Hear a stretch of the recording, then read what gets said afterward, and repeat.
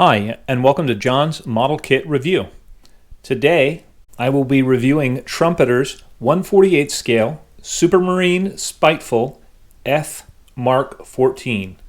The kit number is 02850. First, let's talk about the history of the Supermarine Spiteful.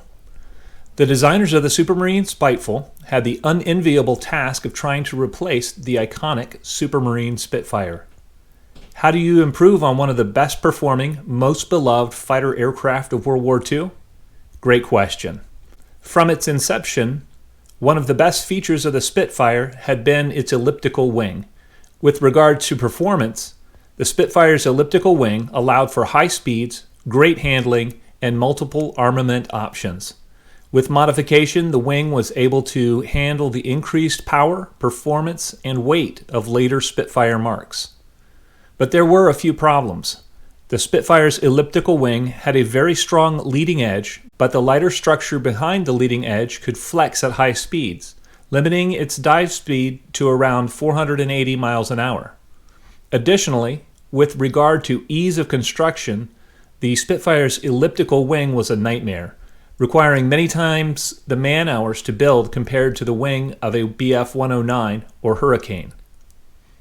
Another undesirable feature of the Spitfire's wing was its narrow-track landing gear, which resulted in many an accident on takeoff and landing. So the Air Ministry asked the designers at Supermarine to replace the elliptical wing with a laminar flow design that was easier to produce, incorporated a wide-track landing gear, and allowed for improved speed and roll rate. To this end, Supermarine mated a Griffin-engined Spitfire fuselage to a new laminar flow wing with wide-track landing gear. A taller tail fin was also added to the Spiteful to improve the directional stability with the powerful Griffin engine and 5-bladed prop. Finally, the Griffin engine was angled down slightly at the front to aid pilot view over the long nose. Problem solved, right? Well, unfortunately, the wing didn't possess the friendly flying characteristics of the elliptical wing, especially nearing a stall. And though it was faster than the equivalent Spitfire, the improvement was not as good as was hoped. The end of World War II and the advent of the new jet fighters spelled the end for the Spiteful. Though a handful were produced, the Spiteful remains a beautiful side note to history and a stepping stone from the Spitfire to the early British jets. The Spiteful's wing ultimately found its way onto the Supermarine Attacker jet, but that's another story. The kit. The date on this kit is 2012. When new, the Trumpeter Spiteful F Mark 14 received praise for its ease of construction, good fit, restrained surface detail, and overall shape. It also received criticism for its underscale cockpit interior, see-through radiators, thick cockpit canopy, and questionable decals. The kit plastic parts have very fine engraved panel lines and some fine rivet detail. Parts count is low by today's standards. The decals are opaque, but the colors seem off and the markings are incomplete. There are 3 marking options. 2 are what-if schemes, and the third has the wrong serial number. There is also a photo etch fret with grills for the radiators. Construction. This was a simple build. It is difficult to botch things up if one follows the directions.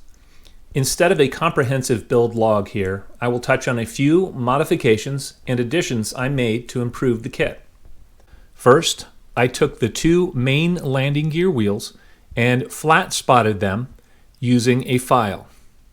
Next, I drilled out the exhaust stacks with a number 11 X-Acto blade. Finally, I drilled out the ends for the 4 cannon barrels with a number 11 X-Acto blade. I made a few additions for the sake of accuracy. There is a small but prominent air scoop on the right side of the nose of the Spiteful that is missing on this kit. I used a plastic Q-tip handle cutting a section in the shape of the scoop and gluing it where the scoop should reside. Next, I added thin strips of plastic to the seat to represent seat belts. I made a whip antenna out of thin plastic rod for the rear fuselage. Finally, I blocked off the interior of the radiator housings with plastic card that was painted black, eliminating the see-through effect of the photo etch kit parts. Once the interior was assembled and painted flat black, I picked out details with varying colors and painted the seatbelts. They really dress up what is visible through the canopy on the completed model. Continuing with construction, I deviated from the instructions by gluing the upper wings to the fuselage halves first to ensure a good wing root fit. The lower wing was added after the fuselage halves were joined. I glued the flaps in the closed position and added the tailplanes at this time. Overall fit was great, requiring only minor cleanup. I attached the canopy with white glue and masked it. Final sanding of seams was completed in preparation for paint. I left the detail parts, landing gear, lights, and prop off until after painting and detailing was complete. Colors and markings.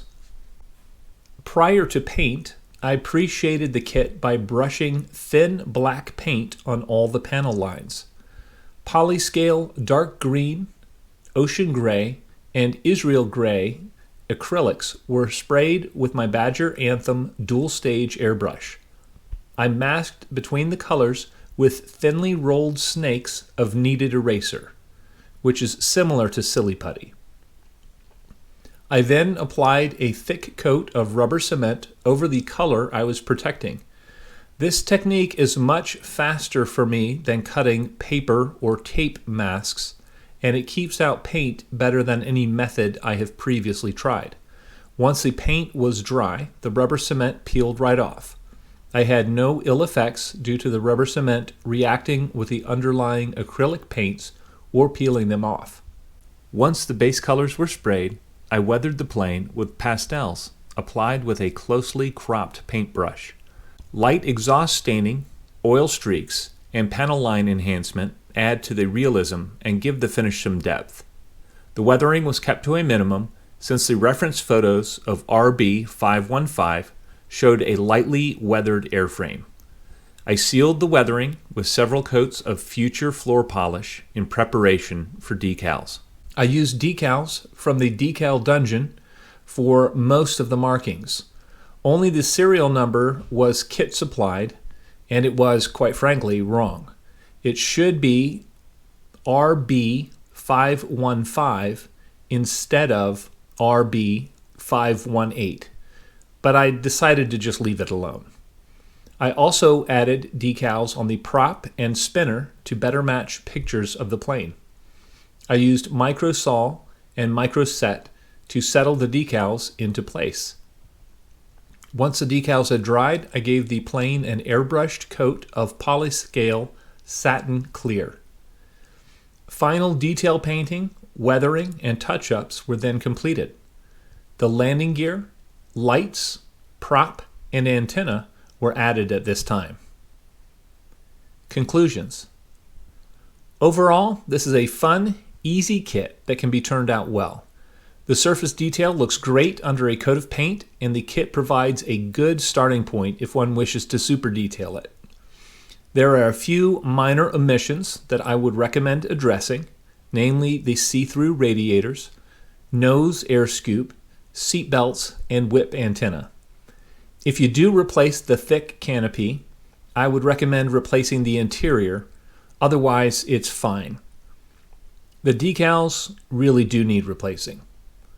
If you take your time and get these areas right, you will be rewarded with a great model. I thoroughly enjoyed researching, building, and improving this kit. Recommended for modelers with a little experience.